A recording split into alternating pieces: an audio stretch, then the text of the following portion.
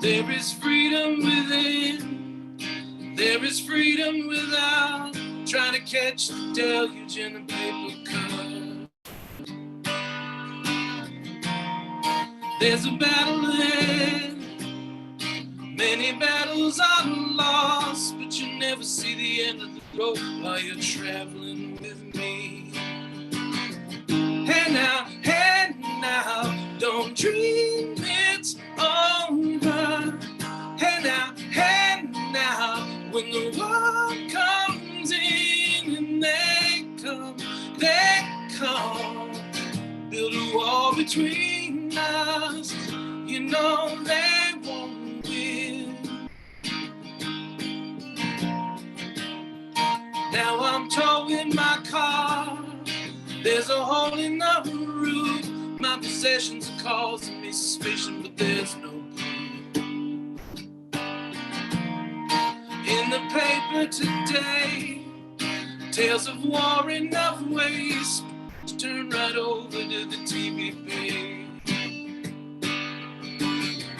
Hey now, don't dream it's over. Hey now, when the world comes in and they come,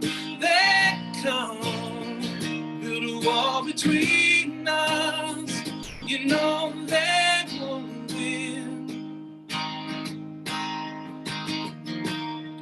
Now I'm walking again to the beat of a drum, and I'm counting the steps to the door to your door. Only shadows ahead, barely clearing the route. Get to know the feeling of liberation and release. Hey now, don't dream it's over. Hey now, when the world comes in and they come, build a wall between us, we won't let them win. Hey now, don't dream it's over. Hey now, when the world comes in and they come, build a wall between us, we know they won't win.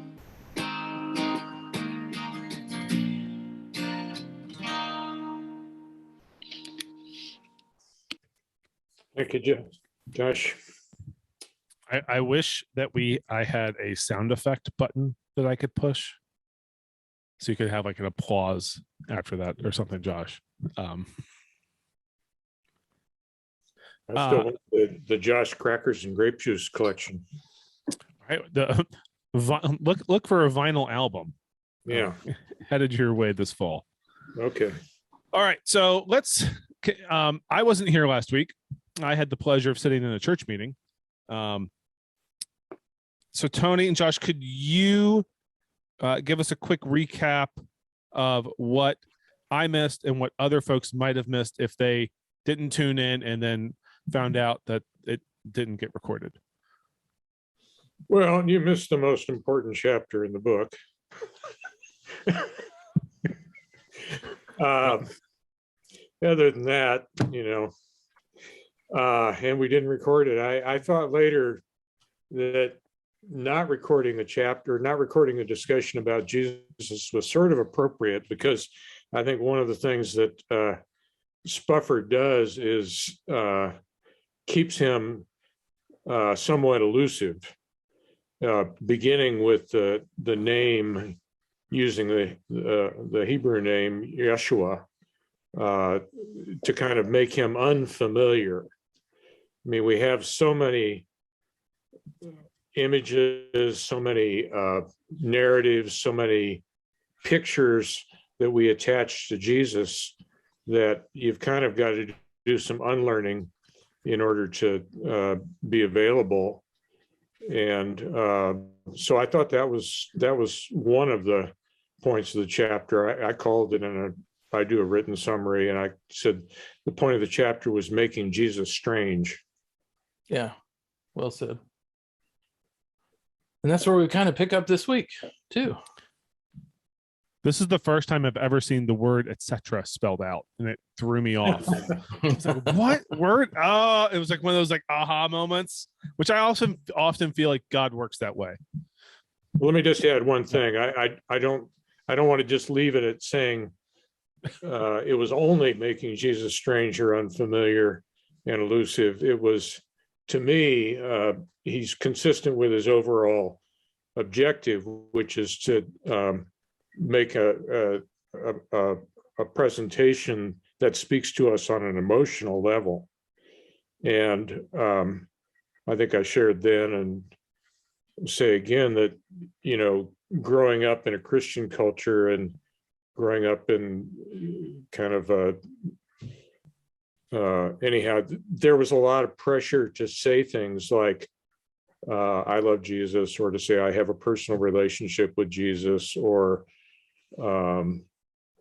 say I've accepted Christ as my Lord and Savior. Those were all kind of, to me, insider language. If you said this, then you were in, and you didn't say it, you're out. And there was kind of a coercive element to it. And so I had a kind of, I would say, ambivalent feeling about Jesus because of that pressure that I felt, particularly as a child and youth. But as I read this chapter, I said, I love this Jesus. I do love this Jesus.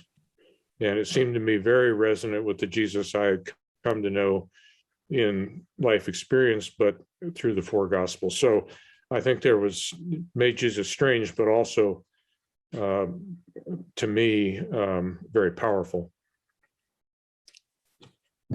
Well, keeping with that theme, I'm going to jump ahead 3 spots in the outline that I sent you, and then I think we can go back. Yeah. I want to talk, you know, speaking about the oddness, the strangeness, the unfamiliarity that Jesus can often have, and then the familiarity that we like to attach to him. You know, I'm thinking of icons or paintings that look like that look like the 3 of us, as if Jesus walked out of the Appalachian Mountains or something.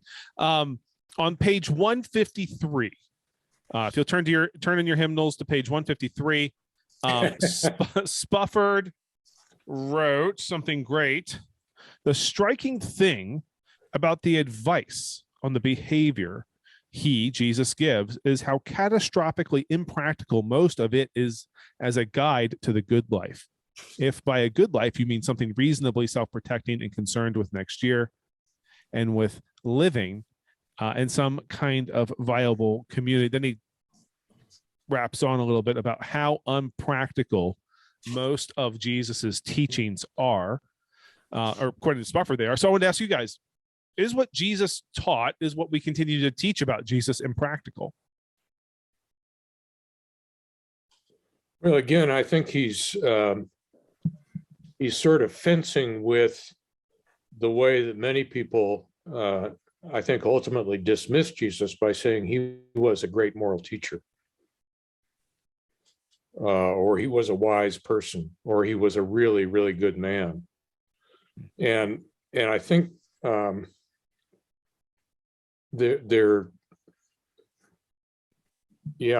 don't, there is a sense in which you can argue that his teaching is impractical, or at least it's it can only be accomplished with a power greater than our own. It's not like a program we do to get a self improvement or something like that, and we just go do it and there it is.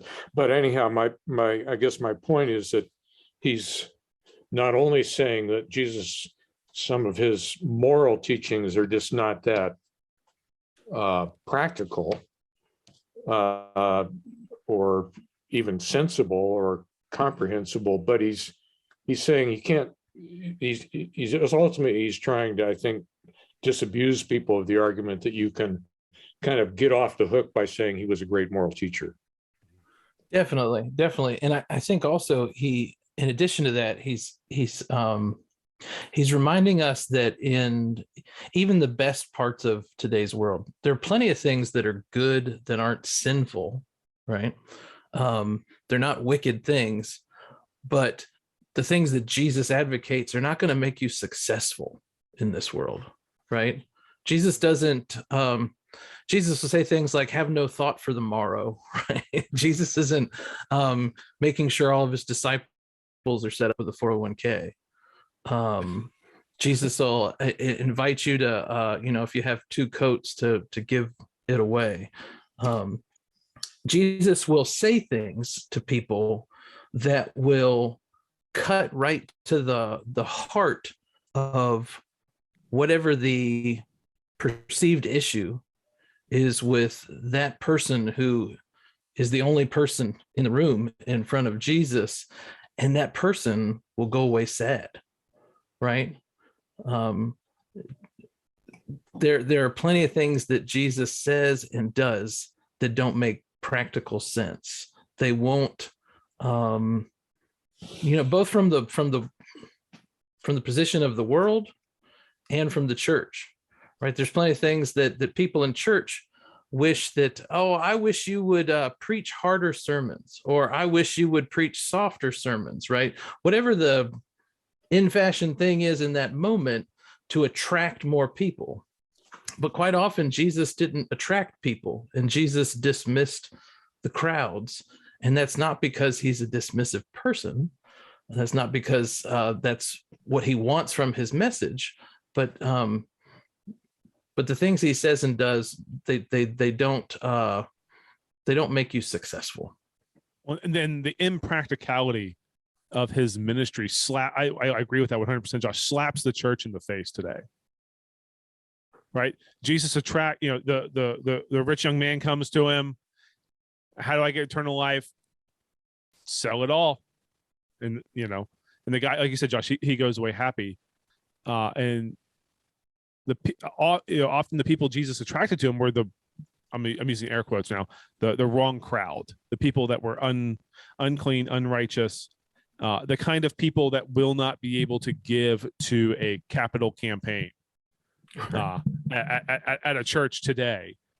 And yet when those folks come, they cross the threshold of a church door, we often don't, the church today don't know what to do.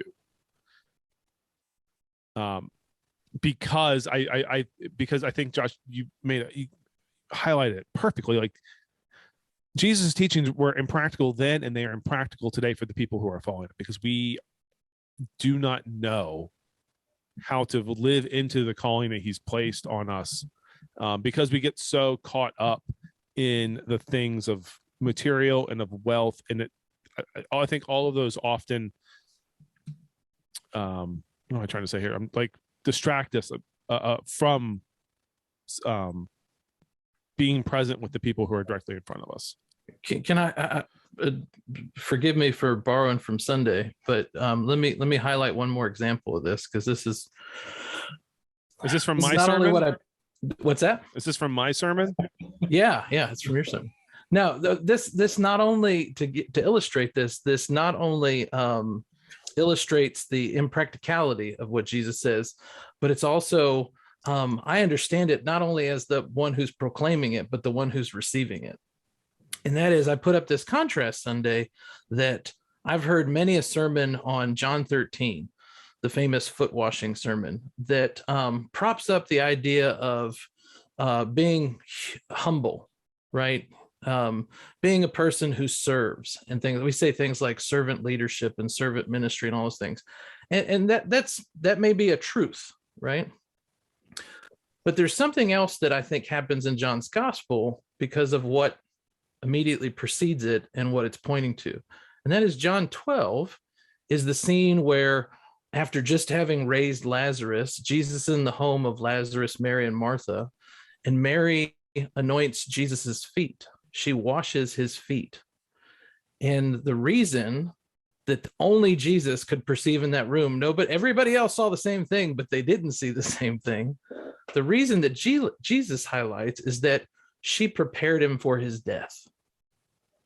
Now, Jesus goes into the upper room with the disciples and he washes their feet and he's telling them, I'm preparing you for your death too. As Bonhoeffer said, right? When Christ bids a man come, he bids him come and die, right? That's not the gospel that most of us want to hear. It's not even as somebody who I consider myself, a devoted follower, if you ask me today, I'm sold out on the Jesus guy, right? But the idea of Jesus saying to me, die to yourself, pick up your cross and follow me is not the stuff that is convincing. I think it's true, but it's not the stuff that's convincing me that it sounds good and it's promising me great rewards for picking. It's a strategy to make me, win friends and influence people. No. Well, it's I think there's a fundamental difference between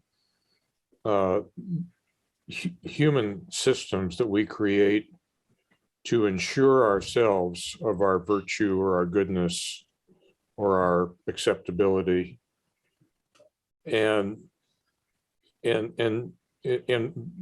those are generally referred to in Christian theology as law. There's ways that we can move up some ladder. There's ways that we accumulate, as I did in Boy Scouts, merit badges. But until you get to the top. So all of these, the great moral teachers that he's referring to here provide a system that one can follow in order to attain, that you're a good person, your life has, you will be assured of reward after death. It seems to me the gospel is not a system by which we attain our virtue. It's more a confrontation with the truth and reality in which we realize our need, that we are not self-sufficient, there's no system that we're going to accomplish that will make us okay. Only God's grace in Christ, offered as a gift, does that. And he ends this chapter with his definition of grace. But there's just seems like that the gospel is true when it's not turned into law, when it's not turned into just how to be a good citizen or a moral person. It's more about giving up self-dependence and kind of a life of other dependence. And I think we see that really clearly in Paul, who was as a righteous Pharisee, was leading a life of self-dependence, that he could save himself, he could control reality. And his encounter with Jesus leads to a kind of complete other dependence. He dies to that self. And I think there's a very analogous experience. We've brought it up before in various recovery programs, where the starting point is a kind of psychic spiritual death. I cannot manage my own life. I'm incapable of doing it, but I come to believe there is a power a greater power that can restore me to health and sanity. So it's from self-dependence to other dependence. And our American culture is really quite heavily on self-dependence. And it's not to say there isn't some value and virtue in that. There is, but ultimately it doesn't work. Yeah. The definition Tony just mentioned is at the bottom of page 166, or in my book, it's 166. It's the last paragraph of the chapter. Grace is forgiveness we can't earn. Grace is the weeping father on the road. Grace is tragedy accepted with open arms and somehow turned into good. Grace is what the wasteful death on Skull Hill did. So I guess my follow-up question to that, because Tony, you laid out really well how Paul was living a life of the law. And he was going to do everything in his power to be righteous, both for himself and also stamping out the early early followers of Jesus. And so if we know what grace is and we know what the law is, why do we turn towards the law so much? And when I say we, I'm going to talk clergy. I'm talking leaders within the church. Why do we move away? Why do we move from grace is forgiveness we can't earn to I wrote a note in here somewhere. Here it is. Nope, not on that page. Sorry. The gospel, 5 steps to living the gospel life, or 5 steps to living the perfect Christian friendship, or whatever the sermon series Bible flavor of the week is, that has a little bit of grace but has a whole lot of law peppered on top of it. And I love pepper. My kids will tell you that. Yeah. Do you want to talk, Joyce? Josh? Sorry. So why do we turn to the law? Yeah.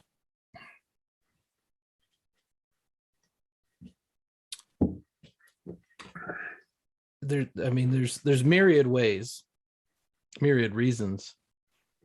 I think one is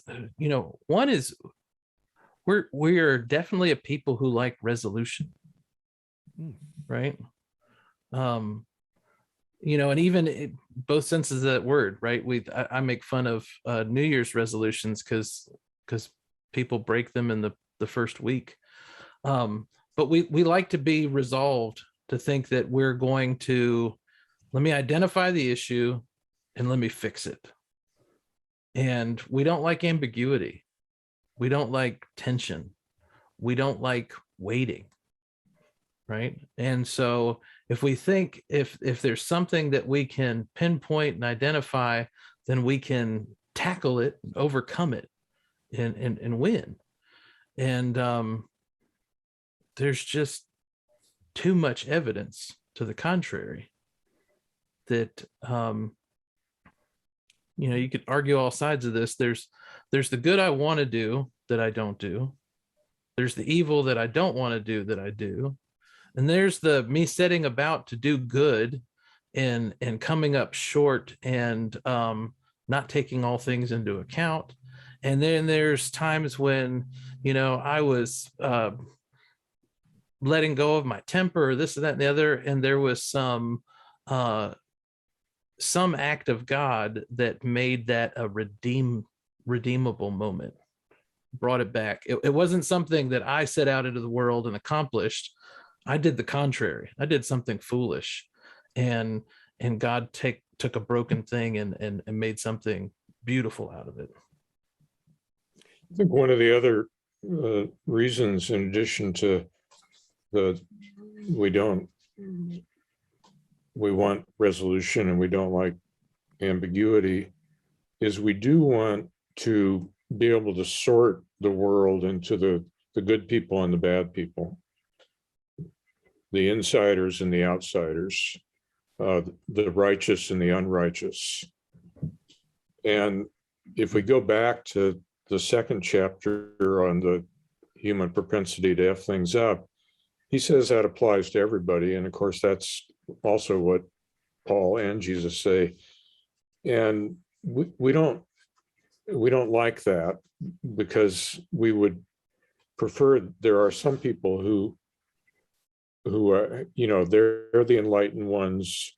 They have the right positions on, they have the right language, whatever it is. They're just, but we are endlessly creating insider outsider systems. And I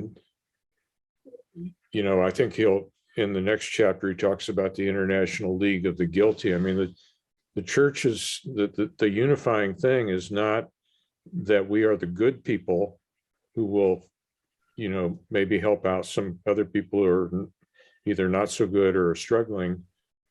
But it's that we're all desperately in need of mercy. And from that point of view, then we can be possibly helpful to other fellow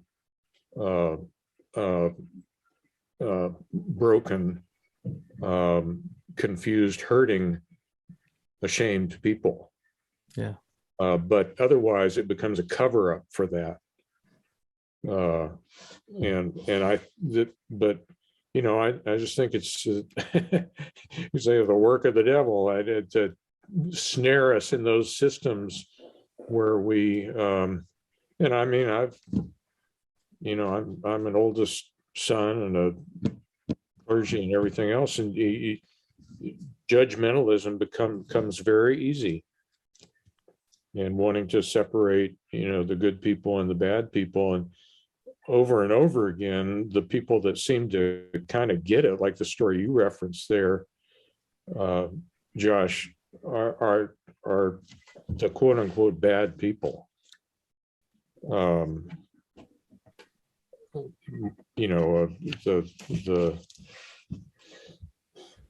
The prostitute who pours out the oil upon him. And one of the comforting things in a way is that the disciples are so much like us, at least like me, in the sense of not getting it so often. And yet he doesn't give up on us. And he does do what you said, Josh, which is to take some of the things that we do that are unfortunate or wrongheaded or whatever, and bring some good out of them, which it may just be to pop our bubble of self-righteousness. But if the good news is that we are forgiven, like if that's like the number one good piece of news in the gospel, I think the second bit of good news is that Jesus's disciples had the propensity to F things up, even in his presence. And yet, like you said, Tony, he wasn't done with them. I've always heard Peter described as a point, shoot, aim kind of disciple, that, and always putting his foot in his mouth, all the way up to Jesus on the cross, and still. Even after it, Teer. Oh yeah. Even after it. So I mean, so Peter is famous for being this person who refuses, at least tries to. So even in the foot washing example, right?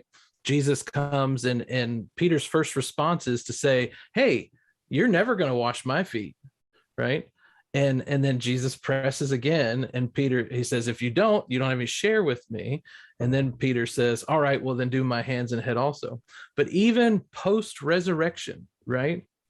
Even, all right, Jesus went all the way to the cross, loved us to the end, was raised 3 days later. I love that Peter is in Acts, and he has this vision where he's hungry at 3:00 in the afternoon on the rooftop praying. Right? Here he's being pious.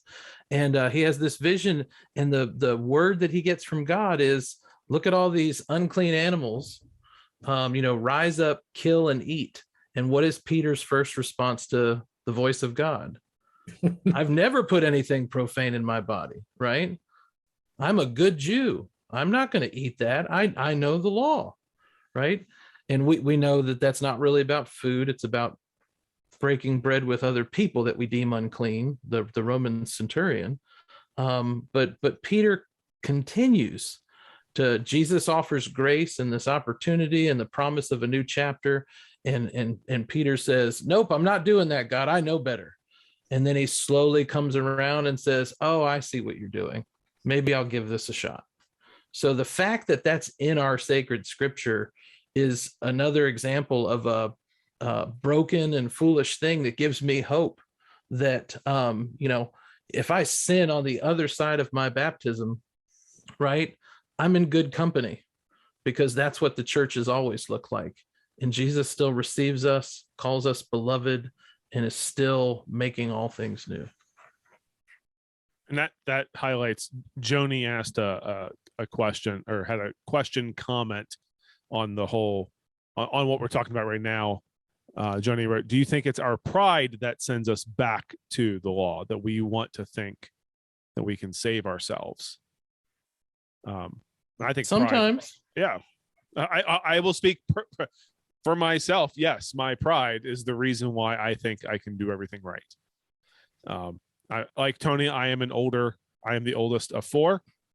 Tony, I don't know if you have four siblings, but I know of my four, I'm the one that's always right. I've always been right. And they will never be right. And that is, I think, highlight, at least for in my own life, that my stubbornness, my self-assurance, and my pride is probably one of the things that trips me up the most. Yeah. And in the story Josh referenced, the washing of feet in the Last Supper, Peter's pride, I know, Lord, you shall not wash me. That's the pride of those who find it, as I do, easier to give than to receive. And we've heard a lot of exhortations that we should give, receive. I find the receiving part hardest. The receiving of grace, or the receiving of even just help, just asking for help, it can be hard. And I think what Jesus is saying, maybe among many other things in that one, is you can't give grace to other people unless you've received it. And in order to receive it, you have to need it. And which means you haven't been able to save yourself by whatever system you've worked out, including being a perfect Christian.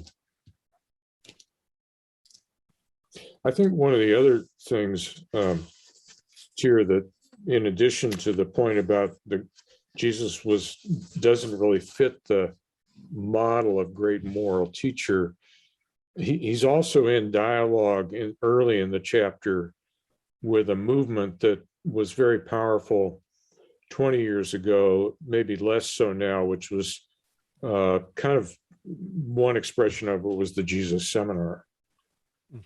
And there was a lot of the message of that was what he says in, I don't have the same pagination as you do, but if I can, in my page, it was 148. It's the second page of the chapter, if that helps anybody. He says, and I think this is still relevant, although I think the Jesus Seminar is not as, the writings of Robert Funk and Marcus Borg and so on are not quite as in the air now. But he writes, in the air, there's a general feeling that somebody or other in the early church, probably St. Paul, retrospectively glued Godhead onto poor Jesus, appropriating what was clearly a perfectly ordinary and unmysterious career as a Jewish preacher and using it as a vehicle for weird shit. Jesus goes about encouraging people to be kind and forgiving. Then, when he's safely dead, he gets signed up as the head of an unlikely cosmic drama he'd have been horrified by if he'd ever known about it. Well, there's a lot of that. He's right, that has been in the air. And, it's, Jesus was a wonderful man or a great teacher. But all this God stuff it's kind of a plot from the church of a later period. It's kind of part of the Constantinian project. And he wants to say, hold on just a minute, because that really was at ground zero here. It's not like a later edition. It's in everything we've got to work with. It's not like Jesus was just kind of a humble peasant revolutionary until the church fathers kind of tacked all this doctrine on him. And I think that's a helpful kind of just comeback, in the same way that he was challenging the new atheists earlier in the book to challenge these fairly superficial and not historically deeply informed things that become very appealing to people. Oh, well, he was just another guy like us, and he was, but not only. Yeah, Tony, one of the things that Spufford confronts in the book is that since the church existed, we've been there have been different constituencies that have been wrestling with all sides of that equation. Like, is Jesus just a human being? Is Jesus just divine? Is he some fraction or portion of both, or is he fully both? And I love that you were talking a moment ago about one of the obstacles to move through our pride and to get to the place of mending is admitting that we even have need. And as somebody who understands Jesus as fully divine, as sinless, as the epitome of humanity, Jesus never comes across in the scriptures as how do I want to say this? He's never shy about expressing need, right? His dependence upon the Father, about what I'm going to say and what I'm going to do, his dependence on other human beings to ask for a cup of cold water to drink, to the idea that Christian theology, that we think that the divine was incarnated, put on flesh, right? There's nothing more needy, there's nothing more dependent than a baby. And we believe that God became a human being and didn't just show up in the middle of a human adult story. He came into a womb and went through the birthing process and had to be fed. And as Matthew tells the story, at a time when a king who would be jealous that somebody else could have a purchase on that kind of authority, that kind of power, he sends out soldiers to kill all the babies. That human baby couldn't defend itself, right? He put himself in the place of need on a human family, to love him, to care for him, to flee to Egypt as a refugee. So that's something that's written right into the very fibers of our story, that this is the God who is sinless, is divine, but it's also a God who's not afraid to be needy. That's not something that is that doesn't go against our values. He's vulnerable. He's vulnerable. And the way we often define godness is to be invulnerable. Yeah.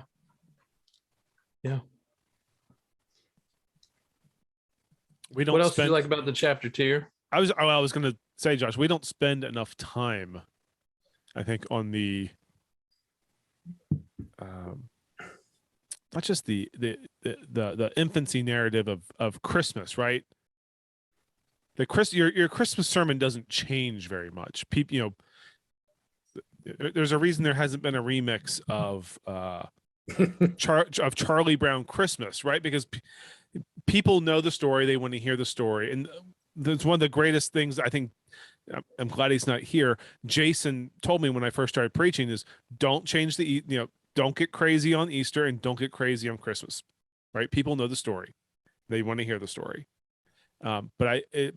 we often don't spend enough time in that story that we love so much.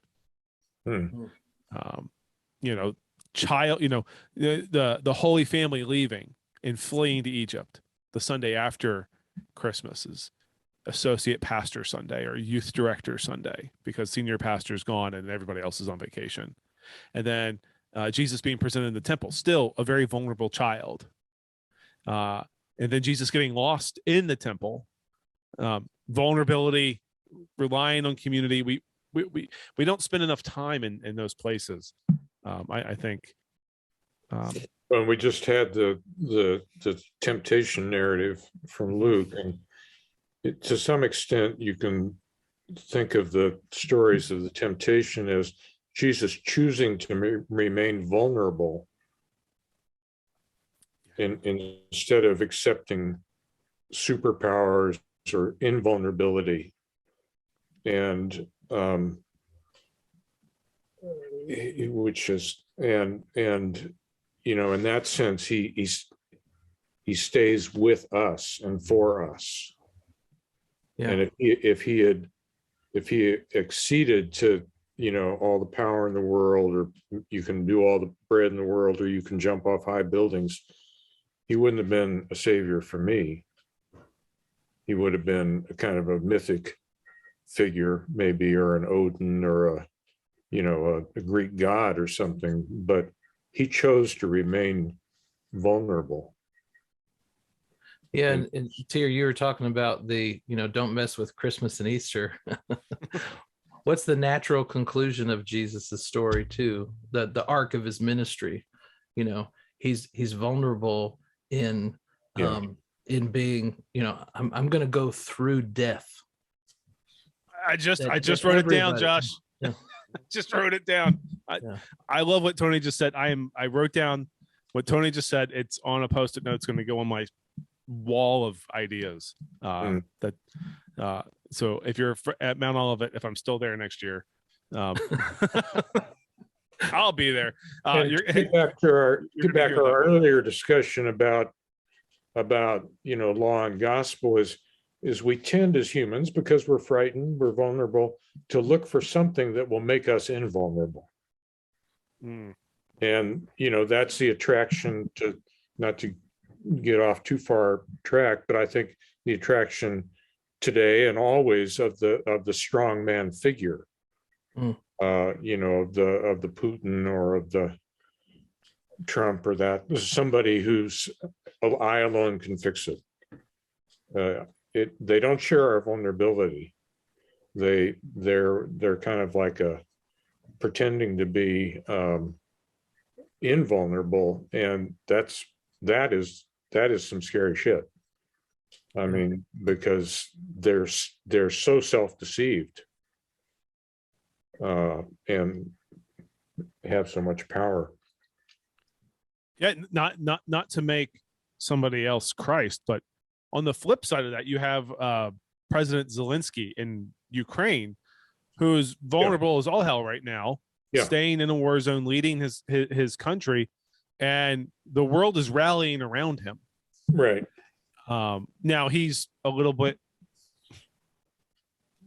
more violent in his response, I think, than Jesus would be. But at the same time, it's interesting to me how vulnerability draws us in to watch other people do it. But then when it's our own turn to do it, we get uncomfortable and we shy away from it. Not shy away. That sounds like we're not. It's like passive.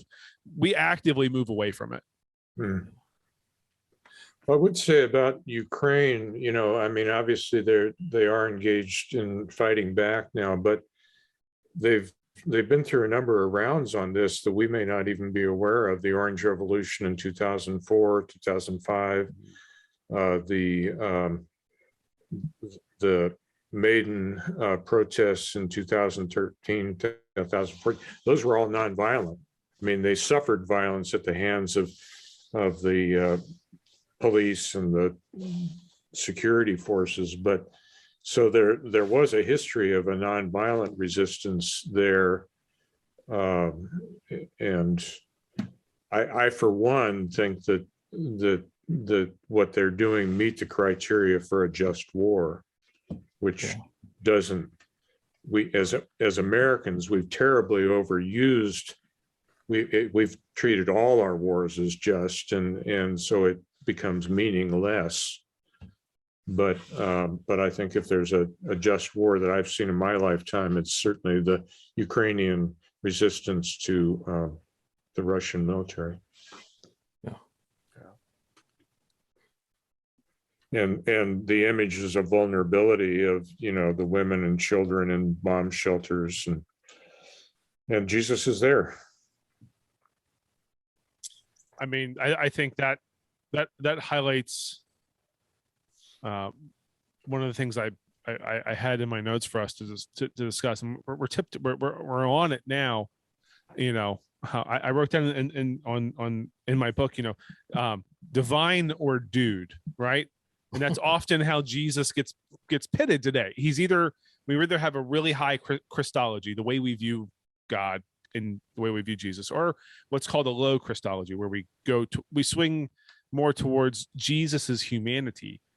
And I had a professor when I was in seminary say that a lot of people like to say that it's 50-50. Jesus was 50% human and 50% divine, but the reality for what the church believes, whether all Christians want to believe it or not, is it's 100% on both.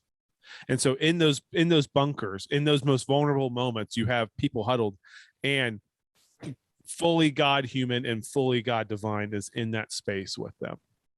And I think in those moments, whether you're huddled in a bomb shelter or you're sitting alone on the paper covered table, in an exam room, waiting for a result, that the vulnerability will scare the living shit out of us. But knowing God is there fully, I think gives us at least some solace to know that in those most lonely moments, we're not alone. Yeah. And that's what, Spufford says at some point in there, that this may not make logical sense, but it gives us hope in moments of despair. Yeah. So what else did you guys like in this chapter? Josh, I'm stealing your question.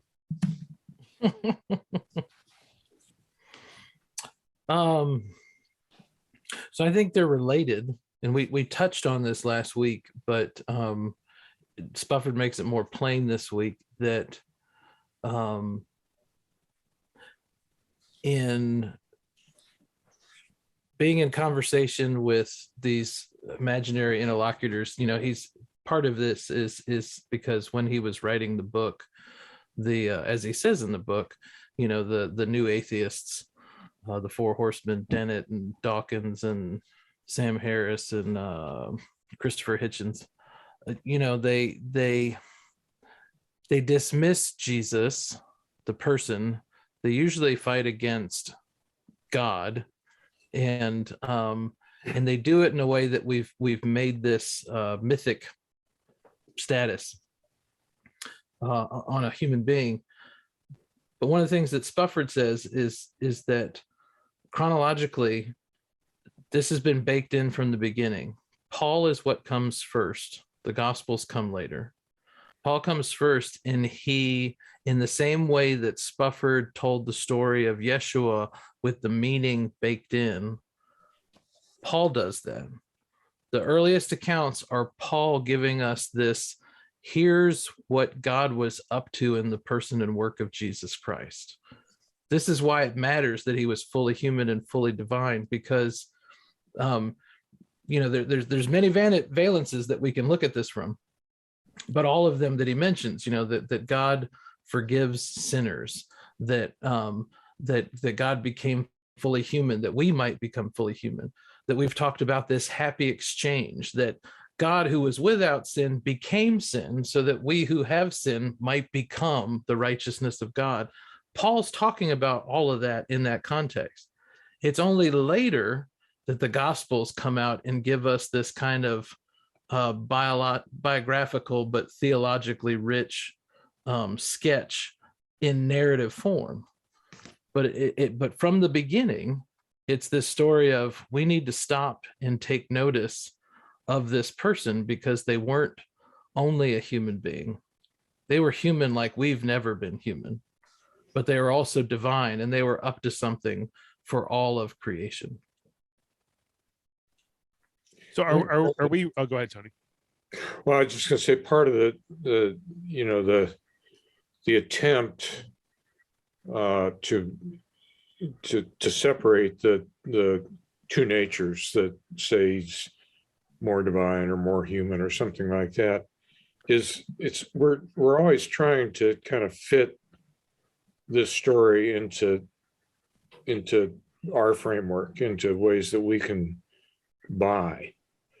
And to some extent, it's not, I mean, it reminds us that God doesn't have to fit into our world or our criteria or our way of thinking. We have to fit into God's. There's a kind of pre-modern, there's a modern understanding of the word understand, which is that you kind of understand something by taking it apart and examine its parts, and maybe you put it back together again, kind of a Newtonian understanding that a pre-modern understanding of that word understanding is that you stand under that which you cannot fully see or grasp. By definition, if you're standing under my kayak in the garage, you can't see what's on top. You can see the bottom, and now it's sandy from last time I was out, but you can't see the whole thing. And I think religious faith and Christian faith in particular have a lot of room for understanding in that sense, that we stand under mysteries that we do not fully comprehend or cannot be fully explained by the categories we bring to bear. And so there is a sense in which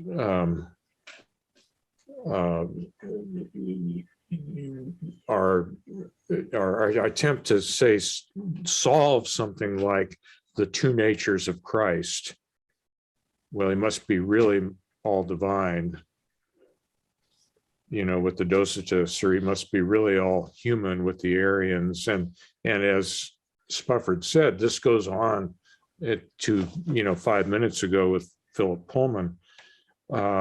We're always want to subject God to our categories rather than submitting ourselves to God's categories. Yeah. Have you ever heard the story about Augustine and his? I can't remember if it's some of the Confessions, because I haven't read all the Confessions, but I've heard this story where Augustine has this dream. He's at the beach, and he sees a little boy, and he's doing what little boys do, making sand castles and digging holes and playing at the where the beach meets the water. And this boy is running back and forth, and he's grabbing pails of water and throwing it into this hole that he's dug on the shore. And it's just like us, like you're saying, Tony, to try to fit God into our frame of reference. I see a little boy playing on the beach, and he's made a microcosm of this little, a little lake little hole dug with water put in it, and look what I've created. But as he's doing this, he's right near the water table in the sand, and so the water is leaching out of the sand, and the vessel's not holding all the water. And in the dream, the voice of God comes to Augustine and says, "What do you see?" So I see the little boy digging the hole, blah, blah, blah.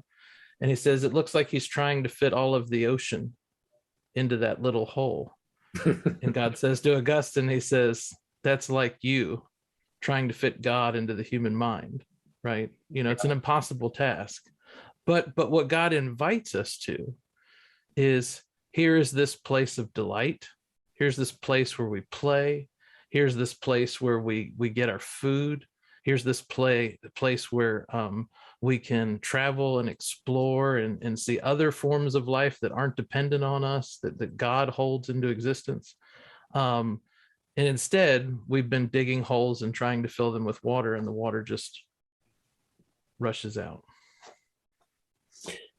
I would say a small good word for the new atheists, which is, I think to some extent they are or were a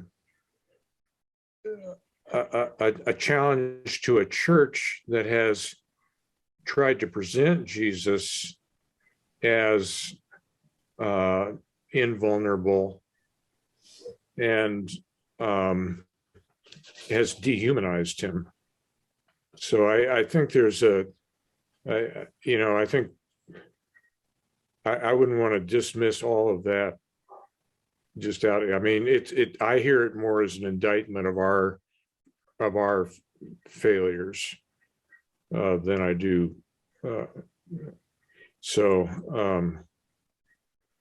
On your last point, Josh, I can't remember if I've cited this before, but Gregory of Nyssa, the 4th century desert, one of his lines that I love is only wonder comprehends anything. Concepts create idols, but only wonder comprehends anything. Now, I think there's a place for concepts. I like all that theology stuff, but in the end, only wonder comprehends anything. Yeah. I say that, like, in the same way that I think that when we were talking about theodicy the other week, I think formulas, questions that poke and prod at theodicy. It's not that theodicy is useful in itself. It's that we find our limits. And I think the same thing is true about theology. I love theology, but I think there are all these ways in which we ask the question, which we probe, and we look at the humanity and the divinity, and we find limits where we don't have answers. It doesn't matter how many centuries, doesn't matter the minds that have been at this, we find limits. And I think that the questions, the process, and the limits all move us to wonder, because how is it that I cannot explain this, and yet there's so much that's so beautiful, and that it doesn't mean everybody moves to this place, but we can move to the place where we receive all of life as a gift. And I think that's fundamental to the Christian life, is moving to those places where again and again we receive life as a gift. Amen. Yeah. That was really good, Josh.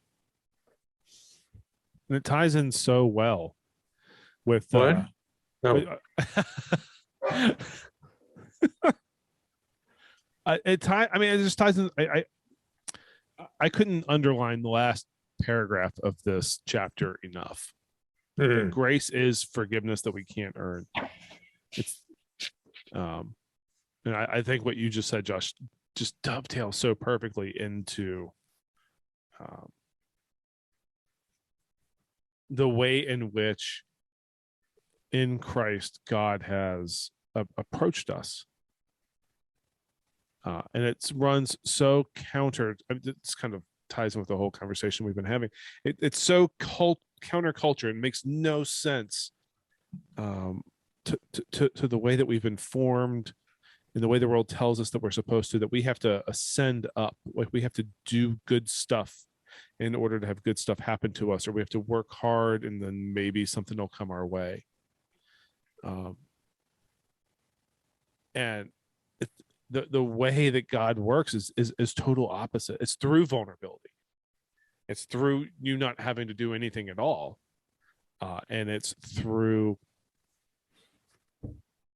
in spite of our, I always mess up the acronym, our human propensity to F things up, right? God continues to ETFTU. yeah. Like, are any of you going to get a tattoo of that after this is done? No. No. I've so far, this won't be a surprise to either one of you. I've resisted the impulse to get a tattoo, being of a certain age, but that might be one that I would consider. Just be careful, Tony, because they can mess that up too. I've seen plenty of people go into a tattoo parlor and say, "This is what I was looking for." And when they came out, and I said, "What did you tell them?"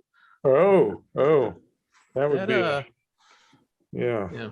Not having had to take Greek or Hebrew in seminary, I don't think I will ever get any sort of foreign lettering on me because I have no idea. Yeah. The guy that comes out of the parlor says, "I want you to write on my body, no regrets." It comes out and says, "No regrets." Oh no. Well, yeah, that's great.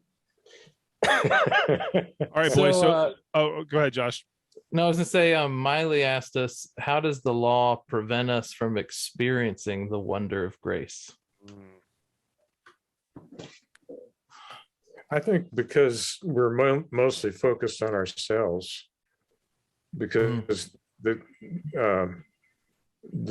law is my project, and let's be clear here, as theologians are, that the law has its place. I mean, I'm not gonna.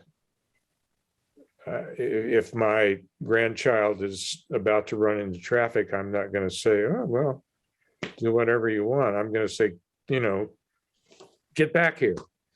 We do need guardrails, but the idea that we can save ourselves or make ourselves acceptable to ourselves or other people by gradually getting all the merit badges, that's the problem with it. Yeah. The problem is not the learning I did and getting this merit badge or that merit badge. That's good. The problem is the idea that I'm better than other people because I got all 26 and became an Eagle Scout and you didn't, and so you're a lesser human being than I am. That's the problem with the law. It's fine to have guardrails. It's fine to have, structure, I think. And I think part of the problem that a lot of folks face today, particularly young people, is a lack of structure, lack of guardrails. Yeah. And an overabundance of choices without any way to sort out. But that's another topic. The other thing I would say about the law preventing us from experiencing the wonder of grace is that often in the way that we apply the law today, religious law, is that it cuts God completely out of the picture. And a lot of the things that we say that that one has to do, it's not necessarily an encounter with Christ or coming to faith. It's doing certain check marks on a whatever sheet that was prescribed by someone else, that you could take Jesus's name off of it, if it's even there to begin with, and still get a similar outcome. Yeah. Josh, you were going to say something. No, I was just going to pick up on what Tony was laying down earlier, that he said both these things at different times in our talk tonight. One thing, the law itself is not bad. Again, the law is a gift from God, but our propensity is to what Luther said was curvatus in se, was to turn in on ourselves. And I think the thing that God does for us that we can't do for ourselves, but also shows us through exemplification, that as we mend and heal and cooperate with grace, it's outward directed. There's this theologian, John Baer, that I really like. And one of the things that, one of the ways he talks about what God is up to is he's looking at Genesis chapter 1. He's saying, as God's doing all these things, creator making creation, there's all these things happen by divine fiat. God says, let there be, and there's lights in the sky. God says, let there be, and the waters teem with life, little fish and birds in the air and all that kind of thing. But when God comes to human beings, he says, let us make, as if it's this unfinished project that is fully resolved in John's gospel, when, though he doesn't know it, they say to Jesus on the cross, behold the man, the human being, right? There's the finished project. That's what a human being looks like. And the finished project is this one who lives for the other, one who is outward directed. And I think that the way that where that gets started in creation in Genesis 1 is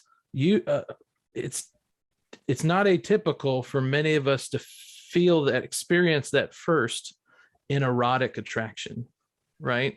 That's something so powerful that my wife, her eyes, her smile, her wit calls me out of myself and makes me want to say, how can I love you well? How can I be a part of your world? What, that kind of thing. That's what pulls me outside of myself.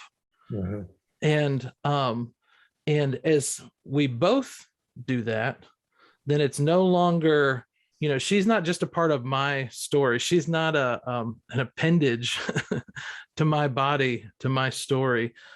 She's not an add-on, an amendment to what I'm doing. We both lose ourselves in each other, and we cease to be she and he and I and you. We become we. Well, we come to this new place. That's what you described as dying earlier. You're dying to the self-centered around itself. Yeah. I'll be right back. And I think that's what God not only shows us, but that's what God accomplishes for us and invites us into that world where we can die to the self and be other directed. I got up and I was looking for a book because I have more than one, and it's this prayer that Hauerwas wrote in Prayers Plainly Spoken, and I think it kind of hits the note that we've been looking at. Hauerwas writes, revealing and terrifying God, whose very revelation is mystery, forgive our frightened attempt to possess you. You have created us for yourself, but we find that hard to believe, much less live. So we strut across your creation as if we really understood you. Theology becomes our way to try to be in control, dear God, even of you. And then, so this is a prayer. So we ask for the humility that comes from the unavoidable recognition that you insist on our being your people. What an extraordinary thing. Are you talking about this book, Teer? I have the hardback copy because I use it so much. I have to get the hardback so I don't tear it up. Right. I should have planned that better, and I would have had that as like our opening prayer or closing prayer or something, some sort of prayer. It's all right. But I'm free from the law, so I don't have to worry about getting it right. There you go. Only if you tape the session. Right. You would not believe. Otherwise, you will be condemned into technological failure and hell. I got so many, like, I won't say mean, but not very nice messages from people last week, and I had nothing to do with it. So there you go, trying to proclaim your innocence. I'm yeah, well, that's what I do best. All right, so we're coming up almost on 90 minutes. What did we not talk about that we should have talked about? Are there questions that people have asked, or We have a couple more. Let's see. We talked about this one. Josh took care of that. These aren't really questions. They're more comments. well, are there comments we want to comment on? Here, I'll read one of the comments. That way I'm not the one commenting on a comment. This is from Joni again. The law tells me over and over again to do this or do that. You can please God. It made me ask the question, when will I know that I have done enough to make God pleased with me?